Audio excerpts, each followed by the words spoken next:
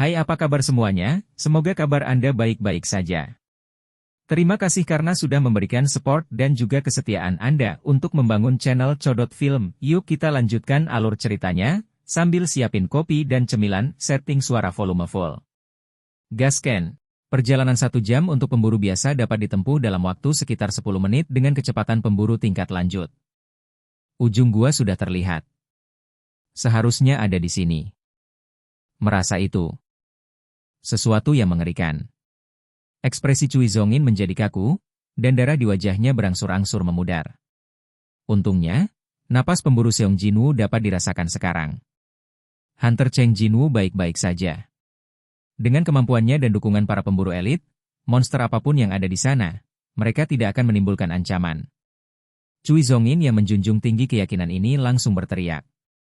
Pada akhirnya, ayo masuk. Pemburu elit dari divisi pemburu dan asosiasi pemburu memasuki pintu besar. Kemudian, yang menunggu mereka adalah pemandangan yang belum pernah mereka lihat dalam karir pemburu mereka. Apakah ini? Apa yang terjadi di sini? Di dalamnya terdapat patung-patung batu hancur yang tak terhitung jumlahnya. Sisa-sisa patung batu berserakan di tanah. Itu. Seorang pemburu mengangkat tangannya. Di arah yang ditunjuk oleh ujung jarinya, sebuah patung raksasa menyilangkan tangannya dan menghancurkannya ke tanah. Dan kepala patung yang hanya tersisa setengahnya sangat mencolok. Memikirkan kesaksian para penyintas, jantung Wu Zhenze berdebar kencang. Patung dewa dan patung batu benar-benar ada. Ada patung dewa monster yang dapat melelehkan pemburu dengan cahaya dari matanya, dan patung batu yang bergerak terlalu cepat untuk ditangkap dengan mata. Para penyintas dengan jelas mengatakan demikian. Seperti yang mereka katakan, ada jejak pertempuran sengit di tempat kejadian. Tunggu sebentar, di mana Hunter Seong Jinwoo? Semua musuh dihilangkan. Yang penting adalah keadaan Seong Jinwoo Hunter saat ini. Mengikuti aura Cheng Jinwoo, Cui Zongin, yang terus mengamati sekelilingnya, akhirnya menemukan Cheng Jinwoo. Di sana, di bawah kepalan patung dewa, Cheng Jinwoo berbaring dengan tenang seolah-olah dia tertidur. Cheng pemburu. Para pemburu hendak berlari, tetapi dihentikan oleh Cha Hein yang membuka tangannya. Wu Zhenze yang sedang dalam mood yang sangat cemas, langsung menatap Cha Hei. Wajahnya yang kecil dan indah sekarang dipenuhi keringat. Mobil, pemburu mobil? Cha Hei di sebelahnya menggigit bibirnya dengan erat, dengan ekspresi waspada. Ada sesuatu di sana. Pada saat yang sama, patung batu yang berlutut di samping Seong Jinwoo perlahan berdiri tegak. Saya patah dan hanya tersisa 1 tangan. Sepertinya aku tidak mengundang manusia. Malaikat batu berdiri sepenuhnya. Melihat para pemburu yang tidak diundang dan diganggu, itu menunjukkan senyumnya yang berbahaya. Bab 162 siapa rajanya? Apa? Di depan senyum patung batu bidadari, para pemburu terdiam. Cui Zongin tidak tahu harus berkata apa. Tapi dia yakin akan hal itu. Sumber aura jahat yang kurasakan sebelum memasuki portal berasal dari patung batu yang masih bergerak di depanku. Kekuatan sihir yang memancar darinya begitu kuat hingga mendistorsi ruang di sekitarnya. Menakutkan. Tidak ada deskripsi yang lebih baik dari ini. Bahkan dari kejauhan, hanya dengan melihatnya membuatku merinding. Cahai Jung-in memandangi Seong Jinwoo yang jatuh ke tanah. Menghadapi pria itu, tidak dapat dipahami jika seseorang sekuat Hunter Seong Jinwoo kehilangan kesadaran. Salah. Meskipun dia menghadapi pria seperti itu, tetapi masih bisa menghancurkan begitu banyak patung batu. Saya khawatir hanya Cheng Hunter yang bisa melakukannya. Sekarang evaluasi Cheng Jinwoo hanyalah kekaguman. Namun, kita akan melawan orang itu sekarang. Keringat bercucuran di sisi wajahnya hingga ke dagunya. Monster ini di sini. Tidak, saya bahkan tidak tahu apakah itu monster. Kekuatan musuh ini jelas lebih tinggi dari semut di Pulau Qizhou. Meneguk. Cui Zongin menelan ludah.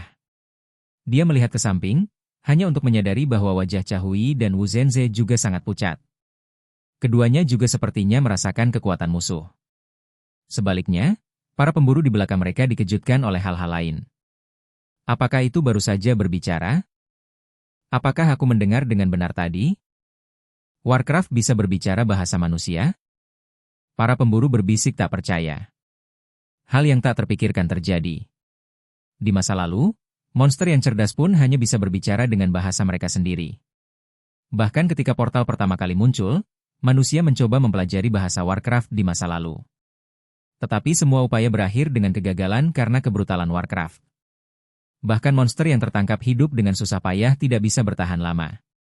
Bahkan jika seluruh tubuhnya dipenjara, ia hanya akan berjuang keras untuk menyerang manusia terlepas dari robekan daging dan tulangnya. Mereka akhirnya akan mati atau dibunuh oleh manusia. Warcraft dan manusia tidak bisa hidup berdampingan, dan bahkan tidak bisa berkomunikasi. Ini adalah kesimpulan umum yang ditarik oleh para ilmuwan yang mempelajari World of Warcraft di seluruh dunia. Tapi monster di depannya berbicara bahasa negara H dengan sangat alami. Munculnya monster ini mungkin merupakan penemuan abad ini. Jelas semua orang berpikir demikian di dalam hati mereka. Tetapi untuk beberapa alasan, semua pemburu yang hadir merasakan semacam ketakutan tanpa nama. Ini adalah peringatan yang dikeluarkan oleh kemampuan persepsi pemburu tingkat lanjut. Semua orang tidak bisa menahan gemetar. Malaikat batu maju selangkah, dan para pemburu mundur selangkah dengan gemetar. Seolah menghargai ekspresi terdistorsi horor mereka, patung batu malaikat itu memutar matanya ke kiri dan ke kanan. Manusia yang kuat. Pria di depannya sepertinya telah menemukan mangsanya, matanya bersinar terang. Sama baiknya dengan pengorbanan untuk raja. Jika ular bisa tersenyum, bukankah itu sangat menjijikan? Melihat senyum di wajah patung batu bidadari itu, para pemburu membeku. Raja? Apakah ada monster lain? Cui Zongin sedikit bingung, tapi sekarang bukan waktunya untuk peduli dengan hal ini. Patung batu bidadari itu menarik lengan patung batu yang jatuh ke samping. Klik! Untuk apa ini? Keraguan para pemburu tidak bertahan lama. Setelah meletakkan lengan yang ditarik di bahu kanannya, ia dengan mudah menghubungkan lengan itu dengan dirinya sendiri. Tuhan! Di mata para pemburu yang heran, malaikat batu itu menggerakkan lengan kanan yang baru terhubung dengan nyaman. Tidak ada waktu untuk memikirkan gambar aneh di depannya. Sebelum dia bisa berkedip, patung batu malaikat berdiri di depan pemburu tanpa suara. Tidak ada waktu respons. Malaikat batu mengayunkan tangan kanannya dengan kuat, dan pemburu yang berdiri di depannya langsung memutar wajahnya dan terbang mundur. Para pemburu di dekatnya mencoba melawan, tetapi lelaki itu tidak terlihat. Di mana? Di sana? Pria itu hanya berdiri di sana seolah-olah dia tidak bergerak.